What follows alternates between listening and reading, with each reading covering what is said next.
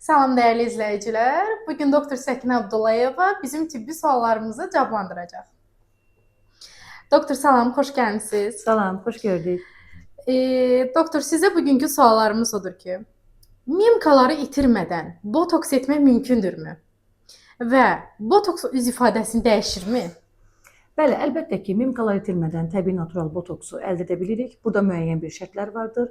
Düzgün preparatın seçilməsi, düzgün dozda ayrılanması və düzgün nöqtəyə tətbiq olunması. Bütün bunlara əməl edərsək, tam təbii natural botoks əldə edirik, mimikaları itmədən. Və digər sualımızın ikinci hissəsi necə idi? İkinci sual budur ki, botoks üz ifadəsini dəyişdirirmi? Xeyr, botoks əsla düzgün, təbii, natural botoks tətbiq edəriksə, üz ifadəmiz dəyişmir. Zaten bizim məqsədimiz burada mimikaları dondurmaq, ifadələri dəyişmək deyildir. Sadəcə olaraq qırışları azaldaraq, qırışları gizlədərək, belə deyək, donduraraq, yaşlanmamızı donduraraq daha gənc görünməmizə səbəb olmaqdır. Doktor, botoks və dolğu arasındakı əsas fərq nədir? Və hansı halda hansına ehtiyac olur? Bəli, əsas fərq ondan ibarətdir ki, botoks 4-6 ay qalıcılığa sahibdir. Botoks dərin qırışların açılması üçün əsasən də alında olan şaquli qırışlar, qaz ayağı göz ətrafında olan qırışlar istifadə olunur. Dolğular isə üzdə yaş ötdükcə sümüklərdə olan zəifləmə ilə və ya gialurunun pik hattının sorulması ilə bağlı olaraq o boşluqları dolduraraq üzün kontur plastikasını təmin etmək, həmçinin burun plastikası, dodaqlara volyum vermək və sair məqsədlərlə istifadə oluna bilir və hər birini düzgün vaxtında, düzgün yerində tətbiq edərsək, tam təbii nəticəni əldə edə bilərik. Burada dozalanma çox böyük önəm daşıyır və düzgün keyfiyyətli, təbii, natural botoksun və həmçinin təbii dolğunun seçilməsidir. Doktor, biz bilirik ki, kök hüceyrəni hər həkim etmir. Bunu edən nadir həkimlərdən biri sizsiniz.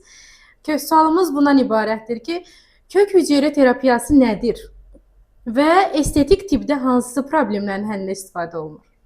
Kök hüceyrə terapiyası yeni doğulmuş uşağın göbək bağının var tonjel hüceyrələrdir, mezenximal kök hüceyrə. Ən çox tətbiq etdiyimiz bütün dünyada da, ölkəmizdə də mən bir kök hüceyrə mütəxəssisi olaraq bunu tətbiq edirəm. Çünki ən gənc hüceyrə olduğuna görə bölünmə, böyümə, regenerasiya çox güclüdür. Və biz buradan ən az 30 milyon, o da estetik gəncləşmədə hüceyrə tətbiq edirik. Digər nahiyələrə, patologiyalara, xəstəliklərə uyğun olaraq 200 milyona qədər hüceyrə tətbiq olunur. Və estetik kosmetologiyada nə əldə edirik? İlk öncə dərimizdə, üzdə ləkə, çapıq, akne və sair patologiya varsa, bunların ləğvi, onlar heç biri yoxdursa, dərinin təravətlənməsi, nəmlənməsi, dərinin liftingi, xırda qırışların açılması və bütün bunların 5-7 il qalıcılığa sahib olması, həmçinin üzlə yanaşı boyun və venera halqalarında, dekoltədə, əllərdə, saç tökülməsində də tətbiq edə bilirik. Saç tökülməsində də saç tökülməsinin dayanması və yeni tüklərin çıxması üçün ən ideal seçimdir. Nə gözəl. Doktor, dolğu prosedurlarının hansı riskləri və mümkün fəsadları ola bilər? Bəli, bunlar da vardır, təəssüflər olsun ki, burada da deməli dolğu tətbiq edərkən anatomiya, üzün anatomiya bilikləri çox önəmlidir. Bunlara əsaslanaraq hər zaman tətbiq edirik və aspirasiya metodu ilə, yəni geri çəkmə metodu ilə ki, damarlara dolğu tətbiq olunmasın. Burada iki nüans ola bilər. Bir, dolğunun birbaşa səhvən damara tətbiq olunması nəticəsində damarda durğunluğun yaranması və ya nekrozun yaranması, işəmik ocağının yaranması, bu isə həmin nahiyənin patologiyası, çürüməsinə gətirib çıxara biləcək çox böyük ağırlaşma, fəsaddır. Bir də dolğunun damarı sıxması, damarın özünə birbaşa yedirməsi deyil də, damarı sıxması nəticəsində burada da yenə də anginos sahələr əmələ gəlir və bu da həmin nahiyədə qan dövranının azalmasına, bir çox patologiyalara gətirib çıxara bilir. Ona görə də dolğu tətbiq edərkən düzgün dərman maddəsi və həkimin bilik bacarığı çox önəmlidir ki, anatomiyanı bilərək düzgün nöqtəyə tətbiq etmək. Doktor, biz bilirik ki, üzdə yaranan akne, ləkə və digər problemlər bəzən daxili orqanlarla bağlı olur. Sizcə bunu necə müəyyən etmək olar? Bəli, deyərdim ki, bəzən yox, 99% hallarda bütün üzdə yaranan bu patologiyalar daxili orqanlarımızla bağlıdır.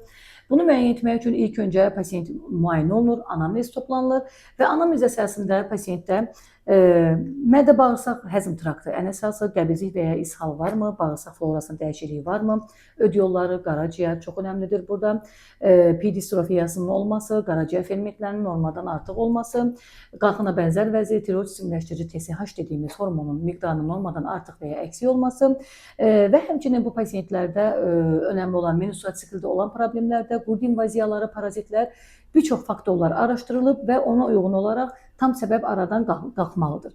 Bu səbəblərə uyğun olaraq biz müalicə edəriksə, artıq nə ləkələrin, nə səpkilərin təkrar yaranmasını biz durdurmuş olarıq və üzə prosedurlar tətbiq edərək üzdə yaranan, artıq əvvəlki vaxtda yaranan patologiyanı isə ləğv üçün mezoterapiya və biorevitalizasiya, bəzən egzozomlarla da çox gözəl nəticə alırıq. Müalicə tam kompleks getməlidir. Həm daxildən, həm xaricdən eyni vaxtda. Doktor, dərinin erkən qocalmasının əsas səbəbləri hansılardır? İnsanlar nələrə diqqət etməlidir axı? Bəli, burada bir çox faktorlar vardır. Birinci, bizim qocalmamız fizioloji bir haldır. Yəni bu normal hal olaraq biz bunu qəbul etməliyik. Bütün orqanlarımız, hətta fizioloji, bəzən ultrasəs müayinəsində də yaşa uyğun dəyişikliklər, maqnit rezonans müayinəsində bunlar yazılır. Yaşa uyğun fizioloji dəyişikliklər olmalıdır. Amma əgər yaşımızdan erkən qocalırıqsa, burada bugünkü zəmanəmizə uyğun olaraq yediyimiz qidalarda fast fooddan üstünlük təşkil etməsi, yuxu rejiminin demək olar heç kimdə normal olmaması, şüalanmaya çox məruz qalmağımız, stressdən, aqressiv həyat tərzindən, yəni bunlar hamısı bugünkü gün danılmaz faktorlardır. Bunların çox mühüm rolu vardır. Qidalanmanın böyük rolu vardır ki, artıq demək olar meyvə tərəvəzlərdən istifadələrin azalması, karbohidrat, un məmulatlarına daha çox yer verilməsi, hər birinin böyük rolu vardır bizim üzlərimizdə. Və ən əsası isə üzə gündəlik rutin baxımlar olmalıdır ki, ən azından günəşdən qoruyucu kremlərimiz, axşamlar bir nəmləndirici kremdən istifadə etmək, bir serumdan üzümüzə dəri tipinə uyğun olaraq istifadə etmək. Bütün bunlar öz yerində, həmçinin üzə vaxtı-vaxtında prosedurlar tətbiq olunmalıdır. Ən azından 25 yaş tamam olan bütün pasiyentlərin kollagen sintezi artıq azalmağa başladığı dönəmdən mütləq şəkildə ayda bir dəfə, ildə bir dəfə baxır pasiyentin üzündə olan patologiyaya əsasən, heç olmasa 6 ayda bir dəfə kosmetolog konsultasiyasında olmasıdır və üzünə uyğun prosedurların tətbiq olunmasıdır. Bununla da biz yaşlanmamızı müəyyən qədər dondura və yaxud da daha sağlam, daha gözəl yaşlanıla bilirik. Doktor, sizcə estetik prosedurlar üçün ideal yaş varmı? İnsanlar hansı yaşdan başlayaraq bu prosedurlara müraciət etməlidirlər? Əslində daha öncə vurğuladığım kimi 25 yaşdan sonra kollagen sintezimiz zəifləməyə başladığı andan biz müraciət etməliyik estetik prosedurlara. Bu demək deyil ki, pasiyent yaxınlaşan kimi ona bir neçə prosedur olacaq. Sadəcə olaraq dəri tipinə uyğun olaraq ehtiyac varsa mezoterapiyalarla bir dəyişiklik edə bilərik. Amma bəzi pasiyentlər vardır ki, artıq 22 yaşda belə dərin qırışları var. Bəzən 17-18 yaşlarda pasiyentlərdə akne, ləkə, bunlarla da müraciət edin, daxili orqanların bir göstəricisi patologiyası olaraq. Ona görə də bütün bunları nəzərə alaraq patologiya varsa, yəni bir xəstəlik varsa, xəstəliyin bir yaşı, cinsi, vaxtı deyərdim ki, yoxdur. Fəsli, bəzən pasiyentlər bunu fəslə də bağlayırlar. Amma heç bir patologiya yoxdursa, sadəcə yaşla bağlı 25 yaşdan sonra müntəzəm olaraq güvəndiyi bir həkim kosmetoloqun kontrolunda olmasına tövsiyə edərdim. Dolğu və botoks prosedurlarından sonra insanlar hansı qaydalara əməl etməlidir? Bəli, burada bir neçə nüanslar vardır, mütləq şəkildə əməl olunmalıdır. Məsələn, dolğu ediriksə, birinci ilk 5 saat bizim üçün önəmlidir. Başımızı önə, sağa, sola əyməməyimiz tövsiyə olunur bütün pasiyentlərdə bu.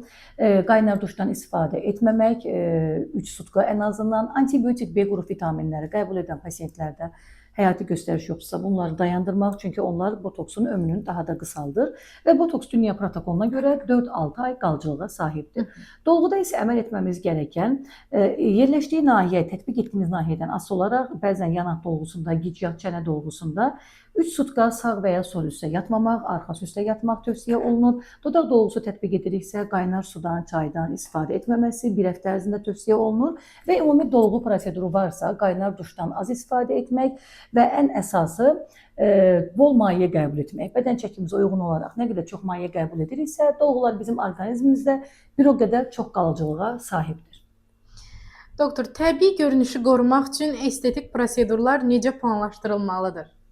Bəli, burada ilk öncə pasiyentin üz quruluşuna, üzün anatomiyasına, dəri tipinə uyğun olaraq həkim tərəfindən bu seçilməlidir ki, bu ardıcıllıqla tətbiq edək və etdiyimiz prosedurları müəyyən dozda tətbiq etməliyik ki, təbiiliyi qoruyaq və bütün bunlara əməl edəriksə, müəyyən dozda, az bir miqdarda və vacib olan dərimizə, yəni aşırı görünüş yaratmamaq üçün çox gözəl, təbii, ideal və o bir versiya var, bir kimsə bilməsin versiyası. Yəni var prosedur, amma heç kim, hamı görür ki, pasiyent qəşəngləşib, gözəlləşib, cavanlaşıb, amma nə prosedur olduğunu heç kim ayırd edə bilmir. Yəni biz bunu yarada biliriksə, bu çox gözəl nəticədir. Bəli.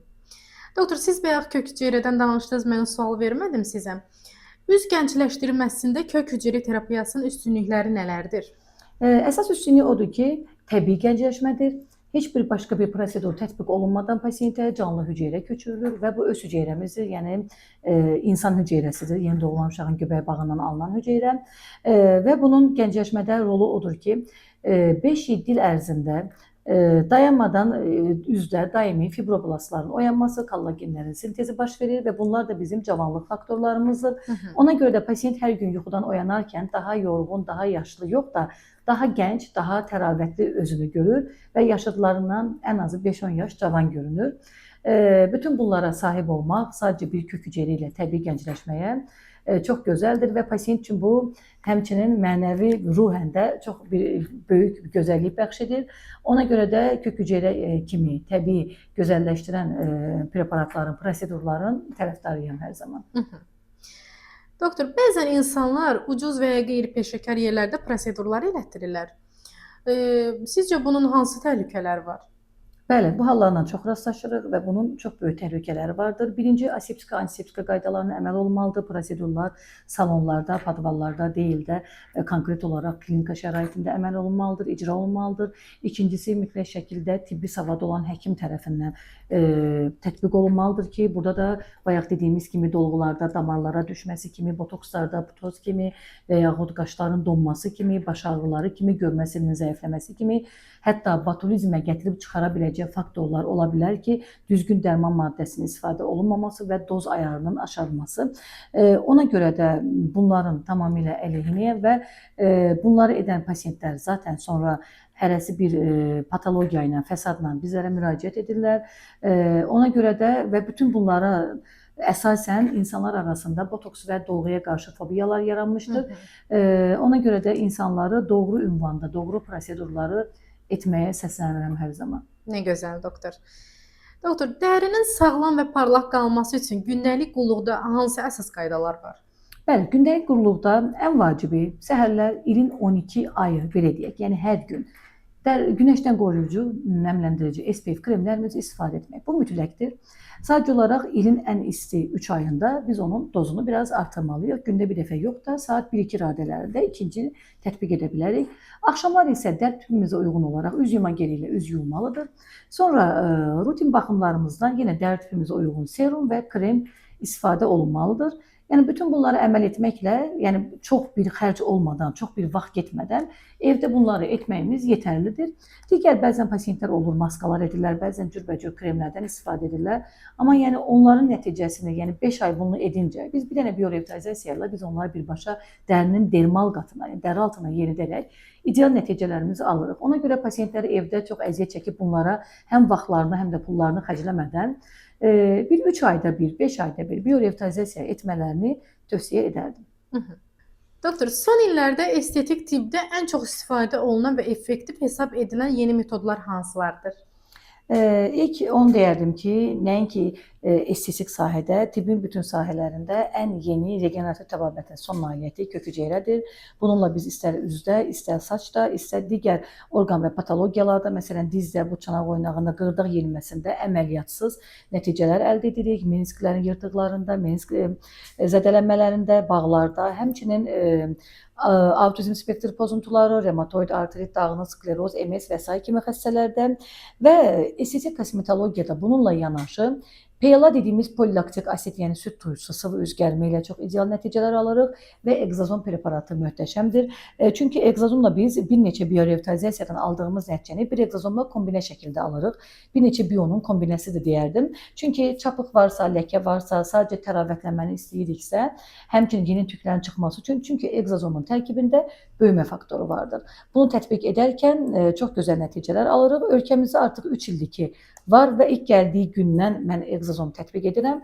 Çox böyük nəticələr, çox yaxşı, ideal nəticələr də bununla istər üz dərisində, istər də saçımızda əldə edirik. Nə gözəl. Doktor, suallarımızın sonuna gəldik. Sizə bir son sualımı da vermək istəyərdim. Buyurun. Estetik prosedur etdirmək istəyən insanlara ən vacib tövsiyəniz nə olardı?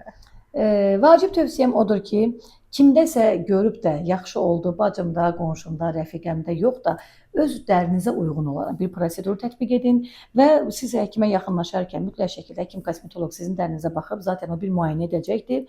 Siz də dərinizlə bağlı şikayətinizi deyin, amma həkimin tövsiyə etdiyi dərmanı etmək daha önəmlidir. Çünki o dərmanların tərkibləri, qarışıqları, yəni kosmetologiya bəzən düzdür, yeni sahədir estetik kosmetologiya və bəzən də çox rahat bir sahə kimi görünür, amma o dərmanların o qədər qarışıqları, tərkibi, komponentləri zəngindir və fərqlidir. Bir dənə biorevitalizasiyanın 100-dən çox növü vardır. Bunu seçmək lazımdır ki, hansı pasiyentə hansı dərmanı tətbiq etsək yaxşı nəticə alarıq və dəri tipinə uyğun olmağı, üzün anatomiyasına, pasiyentin yaşına uyğun olmağı. Ona görə də hər bir pasiyentin, necə ki digər sahələrdə hərəmizin bir həkimimiz var, o bizim bütün orqanizmimizi bilən. Bu sahədə də hər bir pasiyentin bir həkim kosmetoloq olmalıdır və onun üzünə lazım olan prosedurları vaxtı-vaxtında tətbiq olunmalıdır. Çox sağ olun doktor. Bugün Səkinə Abdullayeva ilə tibbi sorğular apardıq. Təşəkkürlər.